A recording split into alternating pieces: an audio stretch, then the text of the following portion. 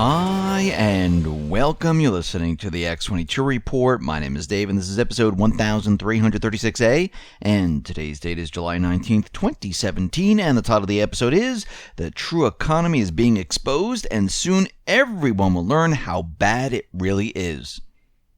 Let's get into the economic collapse financial news. Now, the central bankers have been telling us that, all this debt doesn't matter. Countries can take on more debt, and when you receive this debt, everything is fine. Now, if we go back in time to 2008 and we move forward and we see what they've done to Greece, and it's not just Greece, it's many, many other countries, they've kept on telling us that the problems are fixed, everything is fine, and we don't have to worry about it. Well, now the IMF is coming out and they're saying that Greece's debt is unsustainable under every scenario. Now, we've been saying this for a very long time. This is coming from a report from the Executive Council. And what they're looking to do and what is happening here is that as this country continually takes on more debt, well, there's not enough revenue to support the debt. And interest keeps building. They keep paying the creditors. They keep pushing austerity. Less and less people are working.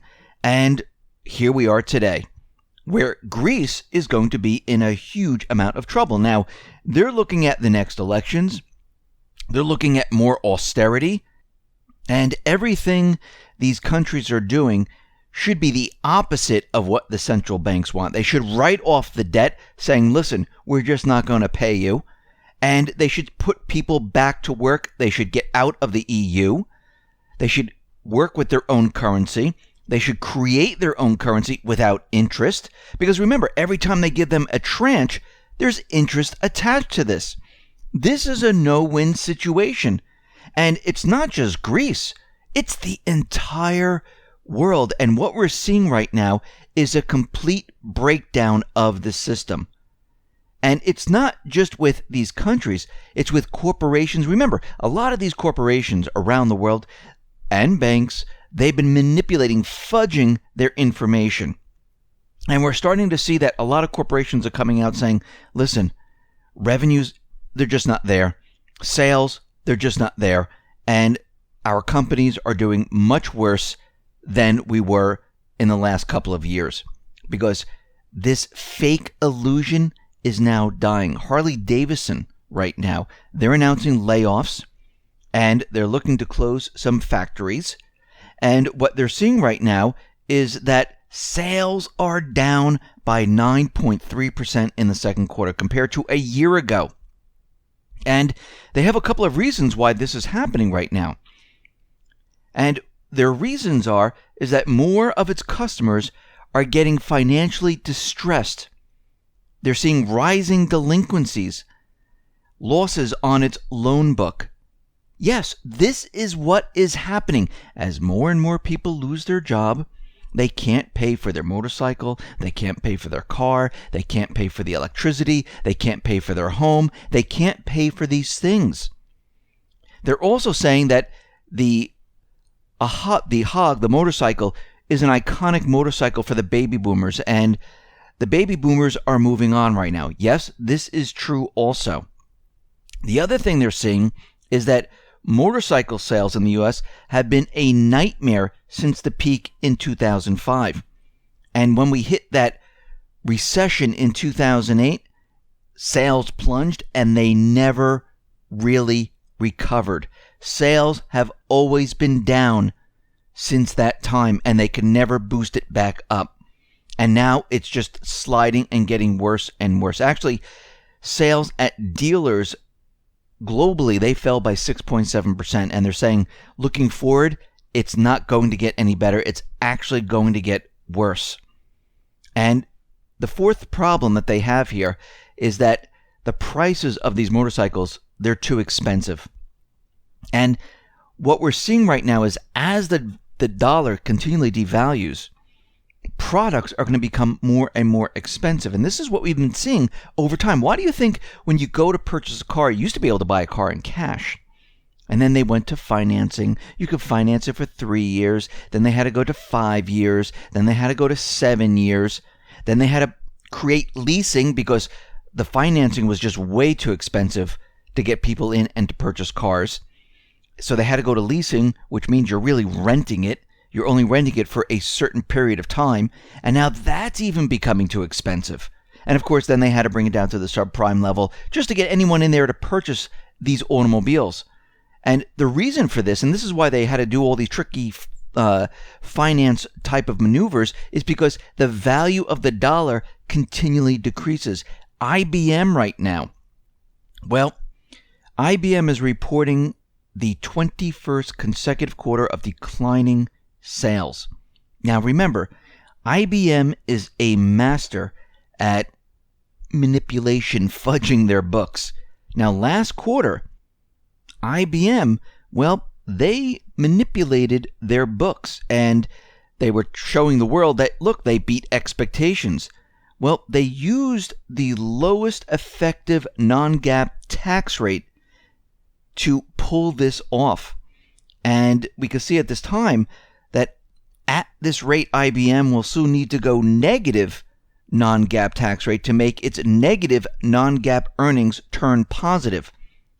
What is happening here is they're bringing down their tax rate and they're getting to the point where there is no other place to go. And we've seen this before in other corporations. We've seen that they've used these tricky accounting methods to make the companies look like they're doing a lot better than they really are. And a lot of times what they do is they close a lot of factories, they lay off people, they buy back their stock, they use this tricky accounting method, and they say everything is fine. Until a couple months later, or maybe even a year later, we find out that things are absolutely horrific. We've seen this with Enron and many other corporations. We're seeing the same thing right now because what is happening is we're coming to the end game here where there's nothing else for them to do. The magic of this illusionary economy is coming to an end. Remember, we talked about this before. You cannot fake sales. I mean, you can fake the numbers, but that's very easy to spot and you'll get caught in a second, and those people faking that information will eventually go to jail. So this is something very hard to fake, and revenue is also very difficult to fake. Corporate tax receipts. This is also very hard to fake, and all of this has been declining across the board, which shows us that this economy that we're in, well, it's fake, and the true economy is now breaking through. People are starting to realize something is terribly wrong here. Now, in the housing market, we're getting all this information and they're saying, wow, housing starts are up, permits, they've rebounded. But we've seen this before. And what happens is people apply for these permits, then nothing really happens. The housing starts, yes, people start their houses, and then they cancel them. This is why we're seeing this up and down motion of permits are up, housing starts are up, and then the next month they decline as much as they gone up, or sometimes even more so. And what we're seeing right now, following 3 straight monthly declines, housing starts miraculously rose by 8.3% month to month in June. Now, this is the biggest jump since December of 2016.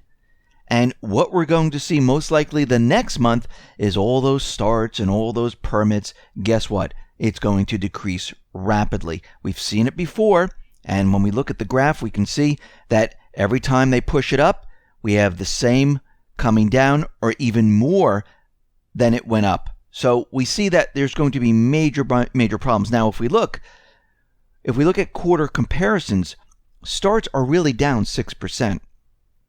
Permits are down 3.4%. So all of this talk of housing is rebounding now, these are words they use to convince everyone that the economy is still A-OK.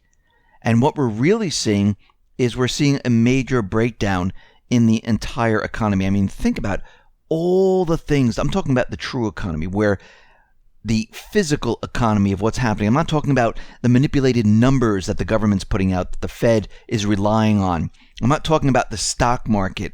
I'm talking about all the stores that are closing, all the people that are being laid off, all the manufacturing plants that are being closed, all the manipulation in the calculation of how corporations show how well they're doing. We're looking at Caterpillar. We're looking at Harley Davidson. We're looking at IBM. We're looking at all these corporations that build things, and they're starting to fall apart. And this is going to accelerate. Actually, it has been accelerating. And what is happening here, this is the true economy shining through. We saw this back in 2008, where the true economy shined through moving into October of 2008, and it started in the summer of 2008 when corporations needed to be bailed out. And more corporations needed to be bailed out. Financial institutions needed to be bailed out. Automobile manufacturers needed to be bailed out. We're seeing the same exact thing happen once again. Now, we're seeing many people, and as this becomes more and more popular, more and more people are flooding into cryptocurrency. Now, I know there's a lot of cryptocurrencies out there, some like 700 to 900 different cryptocurrencies. They're not all going to be around. Most of them are complete junk.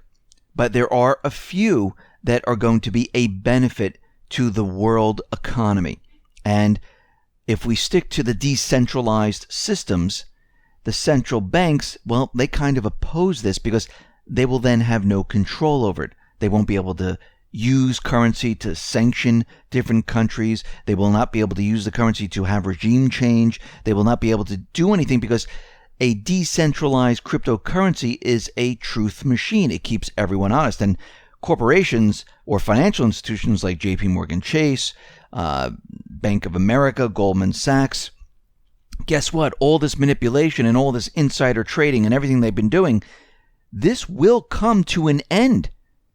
Now, we need to move forward in going in this direction to make sure that the next system is separate and apart from any central banking system, because we really don't need the central banking system.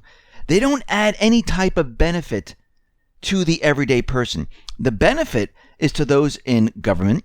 The benefit is to all the banks that, again, most of these banks sit on the board of the central bank, the Fed, and they're the ones who manipulate everything, so they're always making tons and tons of money. And if you notice, this is what they've been doing year after year after year. And at this point, there is no reason for them to even exist. The founding fathers knew this. They didn't create the Constitution saying, and also let's make room for a central bank, which is privately owned, which will control the currency. No, they didn't have that in there. And we can see right now, this is their biggest fear. Their biggest fear is to have the people control the currency. Now, they are going to try to control it. They are going to try to use it. As we know, Goldman Sachs has already filed a patent for their trading system because they want to be in control of the trading system. We know there's other cryptocurrencies that will be used as a trading system type of blockchain system, which will be a truth machine because it keeps track of all the different transactions going all the way back to the beginning of time. And we see right now that there are many countries that are looking to do this. And I just want to be very clear about this. I'm not talking about the private Western Central Bank. I'm talking about the people of the country. I'm talking about the government that is working for the people, where they're saying, yes, a decentralized system is the way to go. And a decentralized system, well, it allows the people to be free of the central bank or a bank where they can freeze your account, where they can say, you know something, you can't withdraw, you can't do anything with your funds, or it also allows you not to have bail-ins of your currency.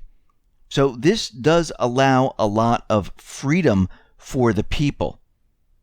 And it's not that big of a stretch to go to cryptocurrency because we're already using, credit cards, we're already using phones, we're already using electronic banking. So we're already in the electronic arena. All we need to do is take it to the next step. And the next step is to take control of it, have it decentralized, and make sure that the banks, the central banks, have nothing to do with it. And eventually, you won't even need a bank to keep your funds. There's no reason for it. And we can see that this is definitely a movement. Now, once this happens, and once we start breaking down the system through this transition, well, then gold and silver, there's no reason to manipulate it, because once the dollar is no longer the reserve currency, once people around the world are using some other type of currency, there's absolutely no reason to manipulate gold and silver, because right now, gold and silver is being manipulated by the central banking system and suppressing it all the time to make the dollar look better, and they don't want people piling into gold and silver.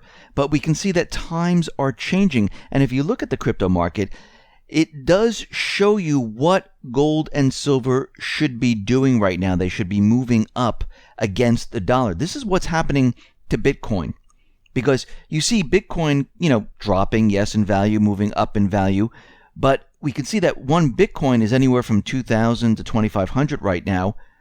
And we see that it's continually moving up over time, showing you that people are saying, something, I need to place my funds someplace. Where should I put it?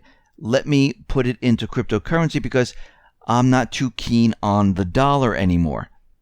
And a lot of people aren't making the switch. Now, are there a lot of people that know about cryptocurrency right now? No, not really. A lot of people never even heard of it. Actually, if you heard your neighbor, maybe they heard of it, but they really don't understand it. They're not in it. And right now, this is the beginning stage, just like the internet. When it first came out, everyone was like, "Ooh, the World Wide Web, WWW." And, everyone doesn't even use that anymore. Everyone knows what it is. They use it every single day. But when it was first introduced, there weren't that many people using it. The same thing is happening with the crypto industry. And once again, there's a lot of cryptocurrencies out there. A lot of them are not even currencies. They're technology to be used with something else. And we're going to go through this period of removing a lot of the garbage, and there will be a few that will rise to the top. And we can see as we get closer and closer to the economy imploding, this is a chance for the people around the world to say, something? We're done with the banks. We're done with the central banking system. We are taking charge. We actually have something now where we can control what we do.